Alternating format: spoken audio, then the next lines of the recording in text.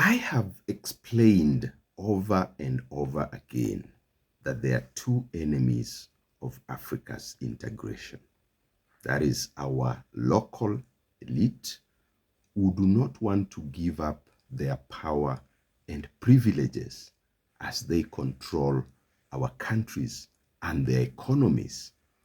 And number two is foreign interests, those who want to make sure that Africa never progresses.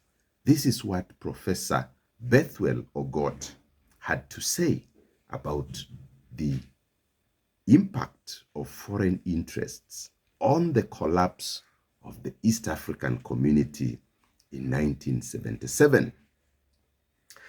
In January 1977, Kenya officially complained that it was being forced to bear most heavily the financial burden for the entire East African community. This was followed by a vigorous campaign in Kenya led by a cabinet minister, Bruce Mackenzie, who was a secret agent for British and Israeli intelligence to demolish the East African community. Supported by Charles Njonjo, who was then the Attorney General, Mackenzie saw a strong regional economic bloc as envisaged by the East African community as a threat to the interests of British multinationals in the region.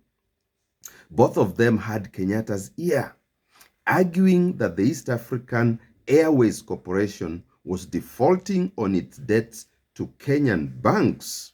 The government waited until most of the aircraft were in Kenya and then grounded the airline. Mackenzie had picked on the East African Airways to wage his war against the community because it was a corporation he had great influence on, since he had been one of its directors since inception. He also knew how much the government of Tanzania depended on the East African airline for the day-to-day running of the vast country. Grounding the East African Airways would hit Tanzania where it hurt the most. And he concludes this way: Kenya blocked a fare increase proposal and held back its subsidy in 1977, even as the East African Airways planes were grounded in Nairobi due to lack of fuel. The timing for the grounding of the planes also coincided with the 8th or 10th rather anniversary celebration of the Arusha Declaration, and many foreign guests were stranded in Dar es Salaam. Nyerere personally telephoned Kenyatta for help, pleading with him to order the release of reserve jet fuel at Embakasi Airport.